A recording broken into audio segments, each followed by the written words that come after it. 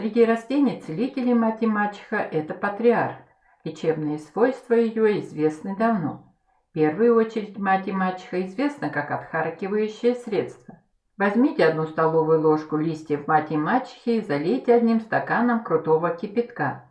Настаивайте 20-30 минут, процедите и принимайте по 1/2 или 1/3 стакана в теплом виде 2-3 раза в день за 1 час до еды.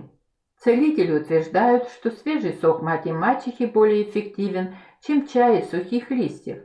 Его рекомендуют принимать внутрь с медом по 4-6 столовых ложек в день.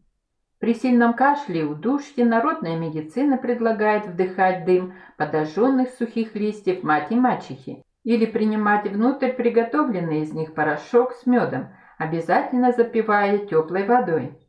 Берегите себя и будьте здоровы! Благодарю вас за внимание. Пишите комментарии, ставьте оценки, подписывайтесь на канал.